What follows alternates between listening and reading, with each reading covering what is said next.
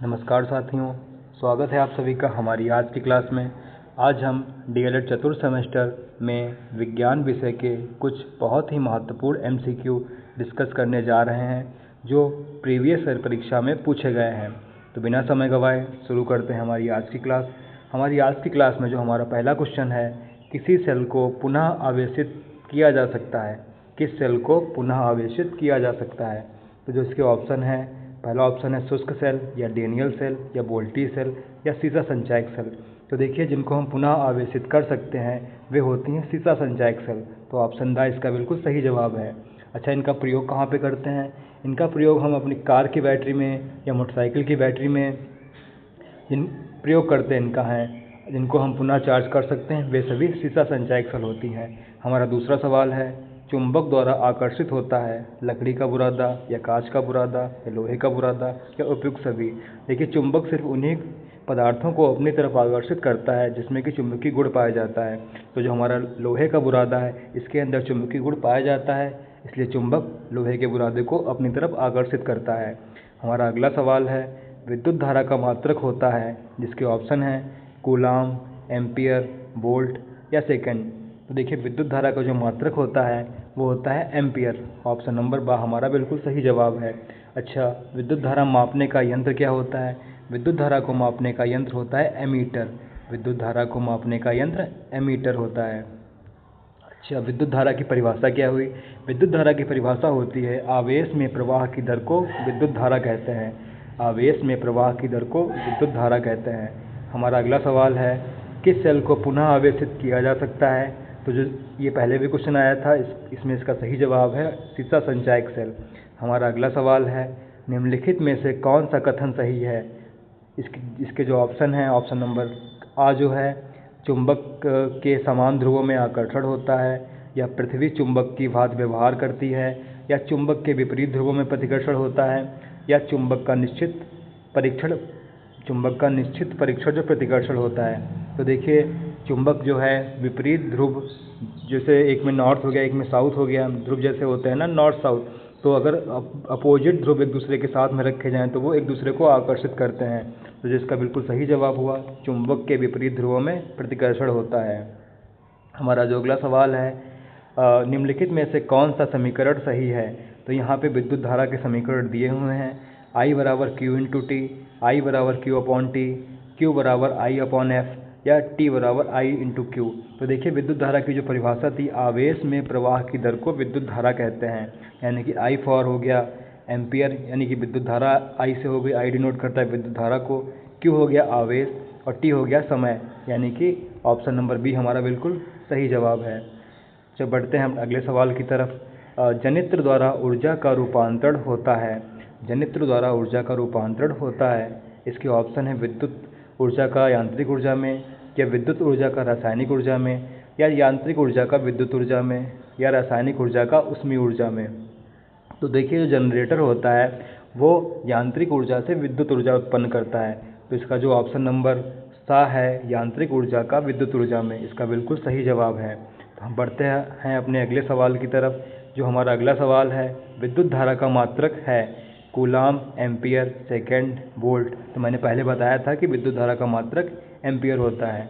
हमारा अगला सवाल है, निम्नलिखित में से दिष्ट धारा का प्रयोग करते हैं। निम्नलिखित में से दिष्ट धारा का प्रयोग किस में किया जाता है? अच्छा, दिष्ट धारा होती क्या है? जिसमें दिशा एवं परिमाण जो होता है समय के साथ ना बदले, वो दिष्ट धारा होती है। तो जो इसके ऑप्शन है, पंखा, टार्च, टीवी, कूलर। दिष्ट धारा का मतलब डीसी करंट जिसमें पाया जाए। तो देखिए, पंखा जो है एसी करंट पर काम करता है, टीवी भी एसी करंट पर काम करती है, कूलर भी एसी करंट, इस कूलर में भी एसी करंट का फ्लो होता है। जो हमारा जो टार्च है, ऑप्शन नंबर बा, इसमें दिष्ट धारा का प्रयोग किया जाता है। हमारा अगला जो सवाल है वो चुंबकीय पदार्थ है। इसमें से ऑप्शन इसके दिए हुए हैं, लोहा है चुंबकीय पदार्थ, या पीतल है चुंबकीय पदार्थ, या तांबा है चुंबकीय पदार्थ, या रबड़ है चुंबकीय पदार्थ। तो देखिए, जो चुंबकीय पदार्थ है वो लोहा, इसका बिल्कुल सही जवाब है। हमारा अगला सवाल है, विद्युत धारा में जो तंतु किस धातु का बना होता है? विद्युत बल्ब में तंतु किस धातु का बना होता है? इसके ऑप्शन हैं टंगस्टन, सिल्वर, एल्युमिनियम या चांदी। तो देखिए जो विद्युत बल्ब का जो टंगस्टन विद्युत बल्ब का जो तंतु बना होता है, जो फिलामेंट होता है, वो टंगस्टन का बना होता है। ऑप्शन नंबर आ हमारा बिल्कुल सही जवाब है। अच्छा, टंगस्टन का जो गलनांक कितना रहता है? टंगस्टन का जो गलनांक है वो 3307 डिग्री सेल्सियस है, ये भी आप याद रखिएगा।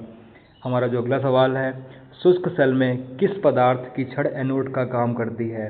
शुष्क सेल में किस पदार्थ की छड़ एनोड का कार्य करती है? इसके ऑप्शन है कार्बन, सिलिकॉन, जर्मेनियम या बोरान। कार्बन, सिलिकॉन, जर्मेनियम या बोरान। तो जो इसका बिल्कुल सही जवाब है, इसका सही जवाब है कार्बन। कार्बन जो है वो शुष्क सेल में एनोड का काम करती है। हमारा अगला सवाल है, कांच की छड़ को रेशम से रगड़ने पर कांच में कौन सा आवेश उत्पन्न हो जाता है? तो इसके ऑप्शन हैं धन आवेश या ऋण आवेश या दोनों या इनमें से कोई नहीं। तो देखिए जो कांच की छड़ है उसे जब हम रेशम पर रगड़ते हैं तो उसके अंदर धन आवेश उत्पन्न हो जाता है। अच्छा, यहाँ पर अगर पूछा जाता आपसे कि जो एबोनाइट है उसकी छड़ को रेशम पर रगड़ने से क्या होता है, तो देखिए जो एबोनाइट होता है उसकी छड़ को रेशम पर रगड़ने पर उसमें ऋण आवेश उत्पन्न हो जाता है। हमारा अगला सवाल है, गैलेना किस धातु का अयस्क है? इसके ऑप्शन हैं लेड, कॉपर, लोहा या जिंक। लेड, कॉपर, लोहा या जिंक। तो देखिए जो गैलेना है वो लेड का अयस्क रहता है। गैलेना का सूत्र क्या रहता है? गैलेना को हम पीवीएस से डिनोट करते हैं। हमारा अगला सवाल है, नोबेल गैस का उदाहरण है। नोबेल गैस का उदाहरण है, इसमें से आप ऑप्शन है आपके पास में रेडॉन है या हाइड्रोजन है या ऑक्सीजन है या कार्बन डाइऑक्साइड है। तो देखिए जो ग्रुप 18 की गैसें या ग्रुप 18 के जो तत्व होते हैं वो नोबेल गैस के अंतर्गत आते हैं। ये केमिकली इनएक्टिव होते हैं। तो हमारा जो ऑप्शन है इसका बिल्कुल सही जवाब ऑप्शन नंबर आ इसका सही जवाब है। रेडॉन जो है वो नोबेल गैस का एक उदाहरण है। हमारा अगला सवाल है, मिश्र धातु है, इसमें से कौन सी मिश्र धातु है? पीतल है या तांबा है या जस्ता है या टिन है। तो देखिए जो मिश्र धातु है वो यहाँ पे ऑप्शन नंबर आ जो पीतल है वो ही मिश्र धातु है। अच्छा, पीतल बनती किस किस से है? तो जो पीतल है वो कॉपर और जस्ते से मिलकर बनी हुई है। कॉपर और जस्ता से मिलकर बनी हुई है। अच्छा, इसमें जो कॉपर का परसेंटेज कितना रहता है? कॉपर जो है वो 60 से 80% तक और जो जस्ता है वो 20 से 40% तक पाया जाता है। तो जो पीतल है वो एक मिश्र धातु है। हमारा अगला सवाल है, आवर्त सारणी में हीलियम का स्थान है। आवर्त सारणी में हीलियम का स्थान है। देखिए ऊपर बाईं ओर या नीचे बाईं ओर या नीचे दाईं ओर या ऊपर बाईं ओर। तो देखिए हीलियम कहाँ पे यहाँ पे है? देखिए हीलियम यहाँ पे ये ऊपर है हीलियम। तो ये कौन सी दिशा हो गई? ये दाईं ओर हो गया और कहाँ पे है? ऊपर है। तो इसका जो ऑप्शन नंबर ड है ऊपर दाईं ओर इसका बिल्कुल सही जवाब है। अगर आपसे पूछा जाता है कि हाइड्रोजन का स्थान कौन सा है, तो हाइड्रोजन का जो स्थान है ऊपर बाईं ओर हाइड्रोजन का स्थान है। हमारा अगला सवाल है, कैलेमाइन का रासायनिक सूत्र है। तो इसके ऑप्शन हैं ZnS, ZnO, ZnCO3 या Fe2O3। तो देखिए जो इसका सही जवाब है वो ऑप्शन नंबर सा इसका सही जवाब है ZnCO3। तो बढ़ते हैं अपने अगले सवाल की तरफ। हमारा अगला जो सवाल है, किसी आवर्त में बाएं से दाएं जाने पर तत्वों की, तो इसके ऑप्शन हैं धन विद्युत प्रवृत्ति बढ़ती है या धात्विकता बढ़ती है या आयनिक त्रिज्या बढ़ती है या तत्वों के ऑक्साइड की क्षारीय प्रकृति घटती है। तो देखिए जो इसका सही जवाब है वो ऑप्शन नंबर द इसका बिल्कुल सही जवाब है। तत्वों के ऑक्साइड की क्षारीय प्रकृति घटती है।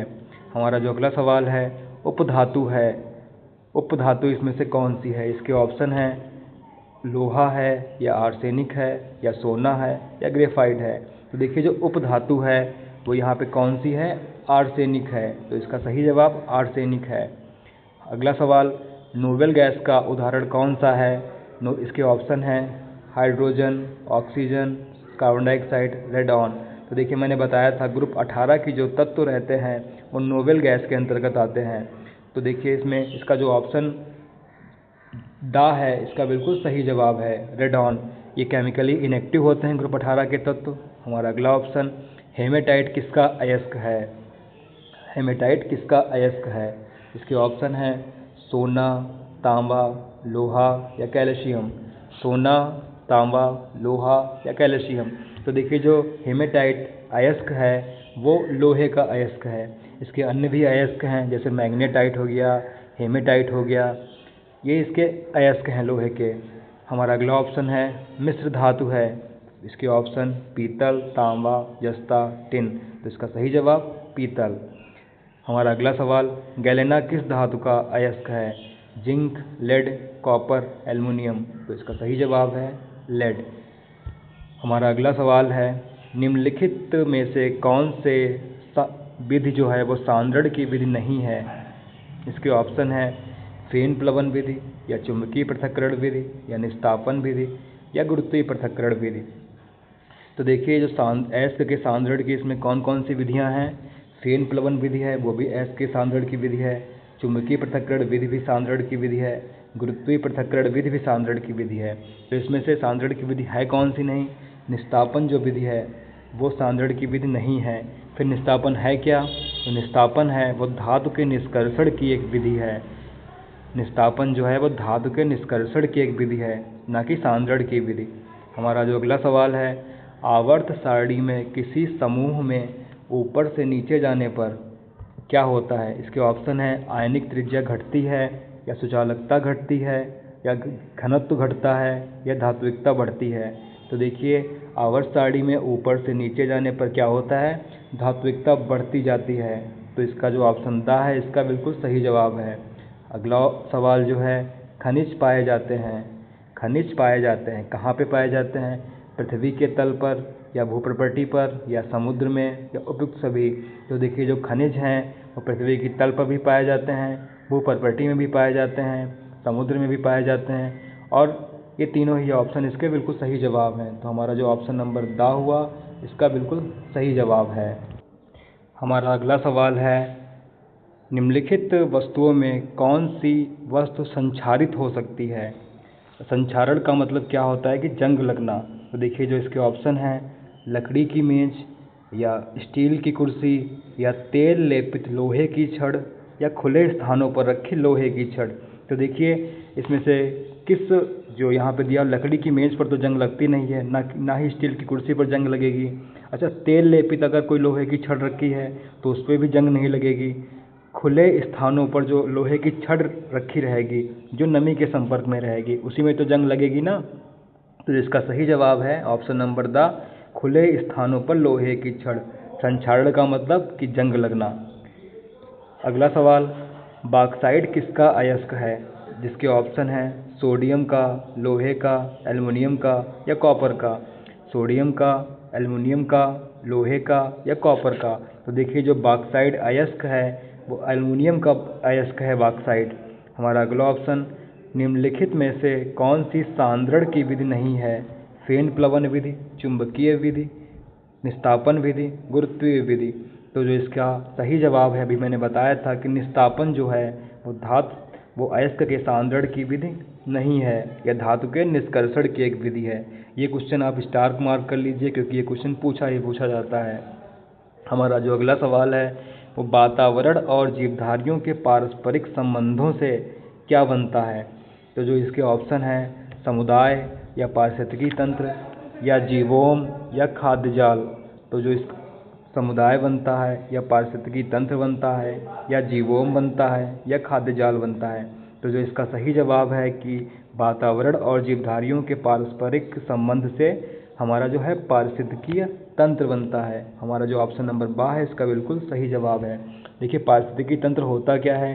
वातावरण में जैविक घटक यानी कि पेड़ पौधे हो गया, सूक्ष्म जीव हो गया, और अजैविक घटक यानी कि पानी, हवा, इन दोनों का जब आपसी इंटरेक्शन होते हुए भी एक समुदाय बनता है उसे ही पारिस्थितिकी तंत्र कहते हैं। मतलब कि वातावरण का अपने जीवधारियों के साथ एक संबंध ही पारिस्थितिकी तंत्र कहलाता है। अच्छा, पारिस्थितिकी तंत्र शब्द किसने दिया था? तो ये 1935 ईस्वी में एक वैज्ञानिक हुए हैं A.G. टांसले, उन्होंने पारिस्थितिकी तंत्र जो है वो शब्द दिया था। हमारा अगला सवाल है, सर्वाहारी जंतु जो हैं किस प्रकार का भोजन करते हैं? सर्वाहारी जंतु किस प्रकार का भोजन करते हैं? जिसके ऑप्शन है मांसाहारी, शाकाहारी, या दोनों, या उपयुक्त में से कोई नहीं। तो देखिए जो सर्वाहारी जंतु हैं वो शाकाहारी और मांसाहारी दोनों ही प्रकार का भोजन करते हैं। तो इसका जो ऑप्शन नंबर सा है, इसका बिल्कुल सही जवाब है शाकाहारी और मांसाहारी। हमारा अगला सवाल सवाल नंबर 33 जो है डार्विनवाद संबंधित है। डार्विनवाद किससे संबंधित है? इसके ऑप्शन है उपार्जित लक्षणों की वंशागत से, या अंगों का उपयोग और अनुपयोग से, या जीवों के आकार में वृद्धि की प्रवृत्ति से, या योग्यतम की उत्तरजीविता से। तो देखिए जो डार्विनवाद है वो संबंधित है योग्यतम की उत्तरजीविता से, मतलब कि हमारा ऑप्शन नंबर जो दा है बिल्कुल सही जवाब है योग्यतम की उत्तरजीविता से। हमारा अगला सवाल रक्त के थक्के बनने की क्रिया धीमी हो जाती है। रक्त के थक्के बनने की क्रिया धीमी किस में हो जाती है? इसके ऑप्शन है थैलेसीमिया में, या एनीमिया में, या हीमोफीलिया में, या उपयुक्त में से कोई नहीं, या उपयुक्त में से सभी।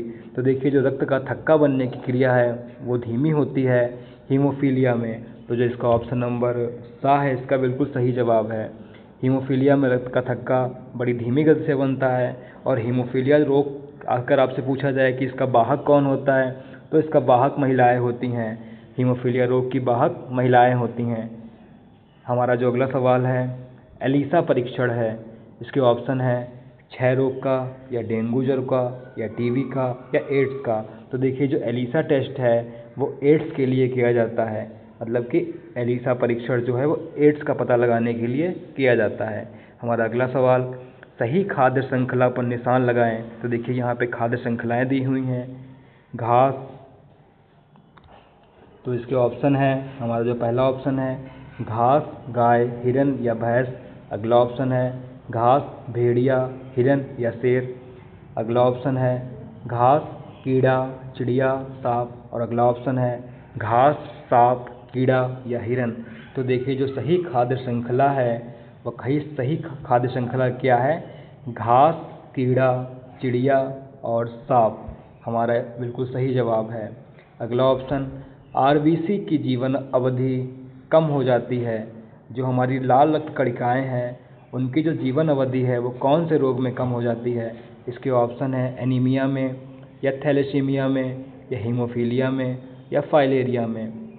तो देखिए जो आरबीसी की जीवन अवधि है वो थैलेसीमिया में कम हो जाती है।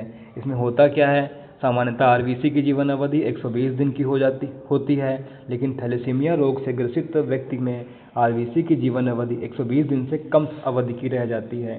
तो इसका जो ऑप्शन नंबर बा है इसका बिल्कुल सही जवाब है। अगला जो सवाल है सवाल नंबर 38, लैमार्कवाद का आधार है जाति उद्भवन से, या उपार्जित लक्षणों की वंशानुगत से, क्या जनसंख्या गतिकी से, या जीवन संघर्ष से। तो देखिए जो लैमार्कवाद का जो आधार था वो उपार्जित लक्षणों की वंशागति से था, यानी कि ऑप्शन नंबर बा हमारा बिल्कुल सही जवाब है।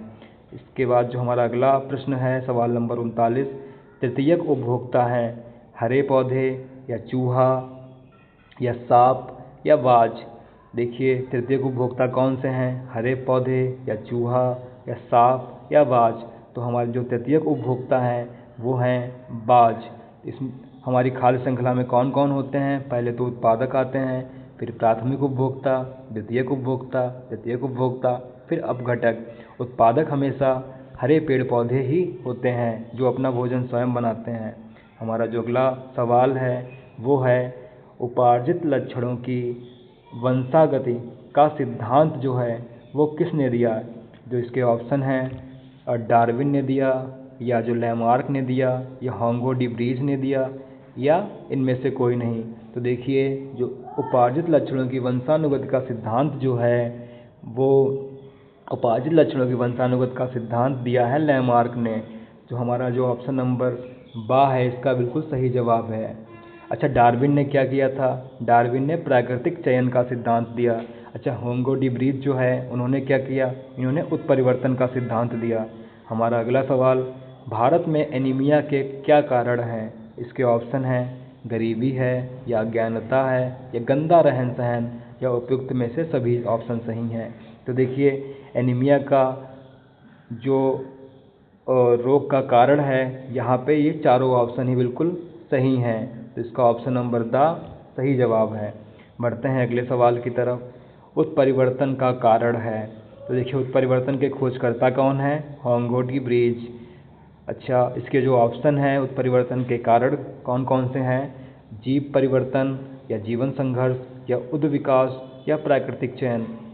तो देखिए उत्परिवर्तन के जो कारण है, मुख्यतः जो कारण है वह है जीन परिवर्तन, यानी कि जीन में अचानक होने वाले परिवर्तन को ही हम उत्परिवर्तन कहते हैं और इसकी खोज होंगो डी ब्रीज ने करी थी। हमारा अगला सवाल, पौधे और जंतुओं के बीच की कड़ी क्या है? पौधे और जंतुओं के बीच की कड़ी क्या है? इसके ऑप्शन हैं अमीबा, यूग्लिना, वायरस या क्लेमाइडोमोनास। पौधे और जंतुओं के बीच की कड़ी क्या है? यूग्लिना है, क्योंकि यह पौधों की तरह प्रकाश संश्लेषण भी करता है और जंतुओं की तरह चल भी सकता है, इसलिए पौधे और जंतुओं के बीच की कड़ी यूग्लिना है।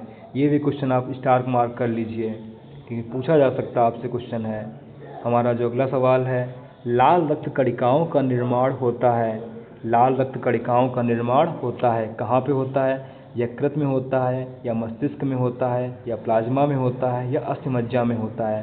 तो देखिए जो लाल रक्त कणिकाएँ हैं उनका निर्माण जो है वो अस्थिमज्जा में होता है। हमारा अगला सवाल एलिसा परीक्षण है। एलिसा परीक्षण है, इसके ऑप्शन है हेपेटाइटिस का या क्षय रोग का या एड्स का या टाइफाइड का। देखिए मैंने बताया था अभी कि जो एलिसा परीक्षण है वो एड्स का परीक्षण है। अच्छा, एलिसा का पूरा नाम भी आपसे पूछा जा सकता है। तो एलिसा का जो पूरा नाम है एंजाइम लिंक्ड इम्यूनोसॉर्बेंट एसे, इसका पूरा नाम भी आप याद रखिएगा, हो सकता है पेपर में आपसे पूछा जाए। हमारा जो अगला सवाल, वातावरण और जीवधारियों के पारस्परिक संबंधों से क्या बनता है? इसके ऑप्शन हैं समुदाय, पारिस्थितिकी तंत्र, जीवोम या खाद्य जाल। तो जो इसका सही जवाब है पारिस्थितिकी तंत्र। ये क्वेश्चन मैंने पहले भी बताया था, आप इसे स्टार मार्क कर लीजिए, ये क्वेश्चन पूछा जाता है। अगला सवाल, रुधिर का थक्का बनाने में रुधिर कणिका कौन सी सहायक रहती है? यानी कि रुधिर का थक्का बनाने वाली रुधिर कणिका का नाम क्या है? इसके ऑप्शन है लाल रुधिर कणिका या प्लेटलेट्स या श्वेत रुधिर कणिका या इनमें से कोई नहीं। तो देखिए जो रुधिर का थक्का बनाने वाली जो कणिका है वो है प्लेटलेट्स। ऑप्शन नंबर बा बिल्कुल सही जवाब। हमारा जो अगला क्वेश्चन 48 नंबर का क्वेश्चन जो है, प्राकृतिक चयनवाद किसने प्रतिपादित किया? जो है प्राकृतिक चयन का सिद्धांत किसने दिया? या तो आपसे पूछा जाए कि नेचुरल सिलेक्शन का सिद्धांत किसने प्रतिपादित किया? इसके ऑप्शन है डार्विन द्वारा या ग्रेगर जॉन मेंडल द्वारा या जगदीश चंद्र बोस द्वारा या लैमार्क द्वारा। तो जो प्राकृतिक चयन का सिद्धांत है वो डार्विन द्वारा प्रतिपादित किया गया। अच्छा, अब जो लैमार्क थे इन्होंने उपार्जित लक्षणों की वंशानुगति पर सिद्धांत दिया। ग्रेगर जॉन मेंडल जो हैं इन्होंने मटर पर काम किया था। बढ़ते हैं अपने अगले सवाल की तरफ। जैव विकास की सवाल नंबर 49 जो है, जैव विकास की प्रामाणिकता के संदर्भ में बहुचर्चित वैज्ञानिक हैं, कौन कौन से हैं? लैमार्क हैं या डार्विन हैं या और वह दोनों हैं या इनमें से कोई नहीं। तो देखिए जो जैव विकास के प्रमाणीकरण के जो वैज्ञानिक हैं वो लैमार्क और डार्विन दोनों हैं, इसलिए इसका जो ऑप्शन नंबर सा है इसका वह बिल्कुल सही जवाब है। लैमार्क ने उपार्जित लक्षणों की वंशानुगत पर सिद्धांत प्रतिपादित किया और डार्विन ने प्राकृतिक चयन का सिद्धांत दिया था। हमारा जो अगला क्वेश्चन 50 नंबर का क्वेश्चन जो है वो जैव विकास के अंतर्गत जीवों की संरचनाओं में समानताएं होती हैं, समरूप या समवर्ती रचनाएं, समजात रचनाएं और वह दोनों या इनमें से कोई नहीं।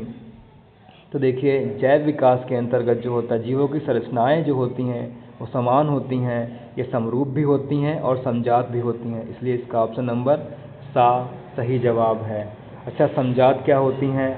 जिनकी उत्पत्ति एवं रचना समान हो मगर इसके कार्य अलग अलग हों, उन्हें समजात कहते हैं। समरूप क्या होता है? जिनकी उत्पत्ति और रचना अलग अलग हो लेकिन उनके कार्य एक हों, तब समरूप मतलब उसके कार्य एक ही हों।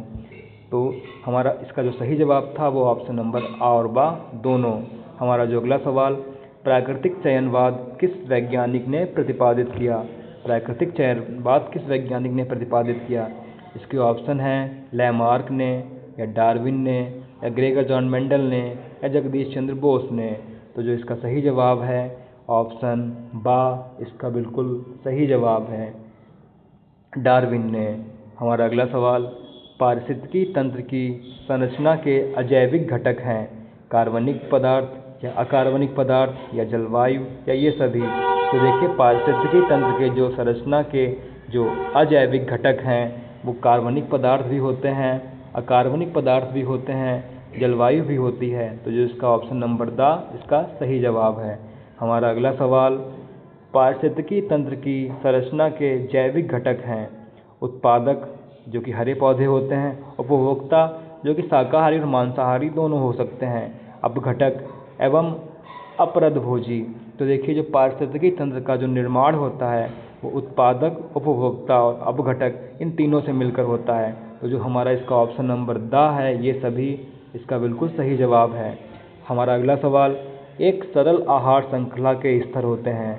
अच्छा मैंने बताया ना आहार श्रृंखला में कौन कौन चीज़ें हो सकती हैं, उत्पादक भी हो सकते हैं, उपभोक्ता भी होते हैं और अपघटक भी होते हैं। तो देखिए जो इसका ऑप्शन है उत्पादक, प्राथमिक उपभोक्ता, द्वितीयक उपभोक्ता ये सभी। तो देखिए एक आहार श्रृंखला में ये सभी होते हैं, इसलिए इसका ऑप्शन नंबर द इसका सही जवाब है।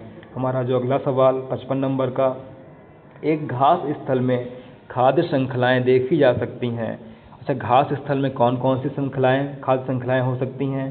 पहला जो है घास, टिड्डी, गिरगिट, छिपकली या बाज। दूसरा ऑप्शन है हरे पौधे, चूहे, बिल्ली, बाज, शेर या अगला ऑप्शन घास व पौधे, खरगोश, भेड़, हिरन, भेड़िया, शेर या चीता या ये सभी। तो देखिए एक खाद्य स्थल में ये सभी ही जानवर आपको देखने को मिलते हैं, ये सभी खाद्य श्रृंखलाएँ पाई जाती हैं घास स्थल में। तो देखिए जो इसका ऑप्शन नंबर द है इसका बिल्कुल सही जवाब है। अगला सवाल की तरफ बढ़ते हैं, जैव विकास को प्रमाणित किया जाता है जीवों, इसके ऑप्शन हैं जीवों की तुलनात्मक शरीर रचना द्वारा या शरीर क्रिया विज्ञान द्वारा या आनुवंशिकी द्वारा या उपरोक्त सभी के द्वारा। तो देखिए जो जैव विकास का प्रमाणीकरण है वो इन सभी के द्वारा ही किया जाता है। तो जो इसका ऑप्शन नंबर द है इसका बिल्कुल सही जवाब है। अगले सवाल की तरफ बढ़ते हैं, जैव विकास का आधुनिक सिद्धांत निम्नलिखित में से किन दो सिद्धांतों का समीकरण है? यानी कि जैव विकास में किन दो वैज्ञानिकों ने महत्वपूर्ण ढंग से कार्य किया या किन वैज्ञानिकों का इसमें हमें सहयोग देखने को मिलता है? तो जो इसके ऑप्शन है लैमार्क और डार्विन का, या डार्विन एवं वैलेस के सिद्धांत का, या डार्विनवाद और डी व्रीज के उत्परिवर्तनवाद सिद्धांत का, या लैमार्क और डी व्रीज के उत्परिवर्तन सिद्धांत का।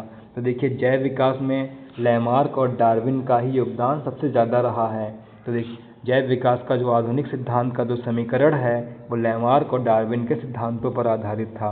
हमारा जो अगला सवाल, फिलोसॉफिक जूलॉजी जो पुस्तक है, फिलोसॉफिक जूलॉजिक जो पुस्तक है या किसकी पुस्तक है?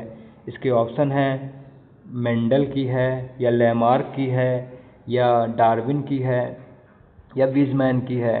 तो देखिए इसका जो सही जवाब है फिलोसॉफिक जूलॉजी वो लैमार्क की पुस्तक है। ऑप्शन नंबर ब इसका सही जवाब। अगले सवाल की तरफ बढ़ते हैं, उत्परिवर्तन का सिद्धांत किसने प्रतिपादित किया? उत्परिवर्तन का सिद्धांत किसने दिया? इसके ऑप्शन हैं लैमार्क ने, डार्विन ने, होंगो डी व्रीज ने या मेंडल ने। तो देखिए उत्परिवर्तन का सिद्धांत किसने दिया? होंगो डी व्रीज ने। हाँ ऑप्शन नंबर सा इसका सही जवाब है। उत्परिवर्तन होता क्या है? जीवों में अचानक होने वाला परिवर्तन उत्परिवर्तन कहलाता है। जीन में अचानक होने वाला परिवर्तन उत्परिवर्तन कहलाता है। अगला जो सवाल नंबर 60 जो है हमारा अंतिम सवाल जो है, पारिस्थितिकी तंत्र शब्द का सर्वप्रथम प्रयोग किस वर्ष किया गया? इसके ऑप्शन हैं 1935 में या 1936 में या 1835 में या 1938 में। तो देखिए पारिस्थितिकी तंत्र का जो सर्वप्रथम प्रयोग किया गया था वो 1935 ईस्वी में किया गया था। इसका प्रयोग किया किसने था सबसे पहले? तो जो वैज्ञानिक रहे हैं A.G. टांसले, उन्होंने ही पारिस्थितिकी का सबसे पहले प्रयोग किया। तो हमारी ये 60 प्रश्नों की सीरीज़ यहीं पे आज समाप्त होती है। वीडियो पसंद आया हो तो वीडियो को लाइक करें, चैनल को सब्सक्राइब करें और हमें बताएं कि अगला जो वीडियो है आपको किस सब्जेक्ट से चाहिए। मिलते हैं हम अपने अगली क्लास में, तब तक के लिए धन्यवाद।